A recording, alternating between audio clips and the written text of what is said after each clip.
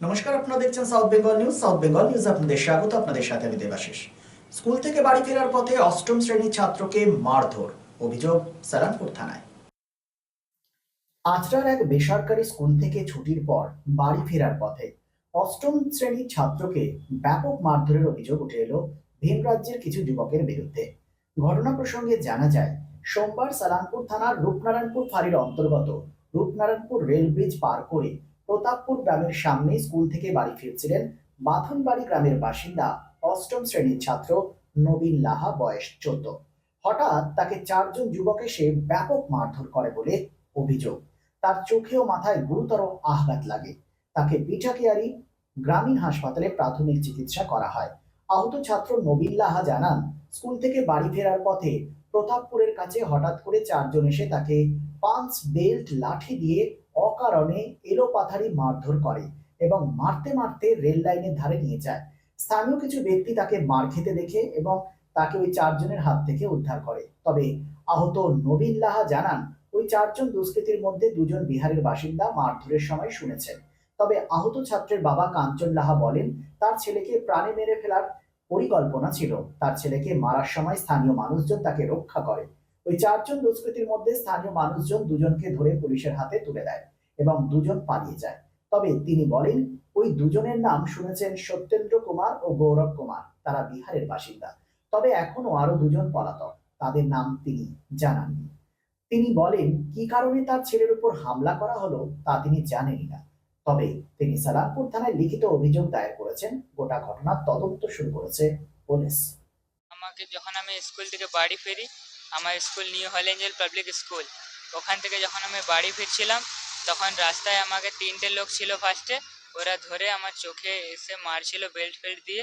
তারপর আরেকটা লোক এলো, ও ধরে নিল আমার হাত টাত, রেল লাইনের ধারে নিয়ে যাচ্ছিল। তারপর তো পাবলিক জমা হয়ে গেল ওখানে পুরো। ফির তারা এসে বললো, তো ওরা ভয়ে পালাচ্ছিল। কেন তোমাকে মারধর করা হলো? তাদেরকে তুমি চেনো? না, আমি তাদেরকে চিনিনি।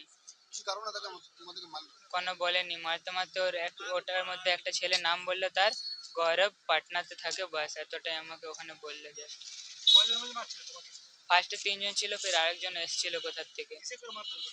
বেল্ট ছিল, আরো কোনো ওয়েপন ছিল তাদের সাথে। আমি 8 ক্লাসে। কোথায় লেগেছে তোমার? আমার এই চোখে লেগেছে, মাথায় মেরেছিল, এখানে ওগুলো ব্যথা হয়েছিল। তুমি কি স্কুল থেকে বাড়ি ফিরছিলে? হ্যাঁ, আমি তখন বাড়ি ফিরছিলাম। কোথায় বাড়ি তোমার? আমার বাড়ি বাথানবাড়ি। কি নাম তোমার? আমার নাম নবীন লাহা।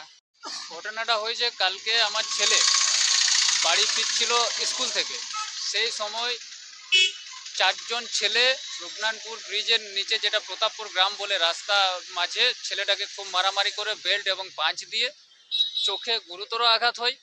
সেই আঘাতের জন্য আমি কাল থেকে ছুটাছুটি করছি হসপিটালে, ঠিক আছে, চিকিৎসার জন্য। যার জন্য আমি লিখিত অভিযোগ দিতে পারিনি পুলিশের কাছে। আজকে আমি এখন লিখিত অভিযোগ দিচ্ছি। কি কারণে আপনার ছেলেকে মারধর সেটা এখনো জানা যায়নি যে কি জন্য মেরেছে। ছেলেগুলো এখন যে দুটো ছেলে সেটা বাইরের ছেলে, কোথাকার? তা পাটনা বিহার, যেটা শেখপুরা বলে কোনো জায়গা রয়েছে, সেখানকার ছেলে।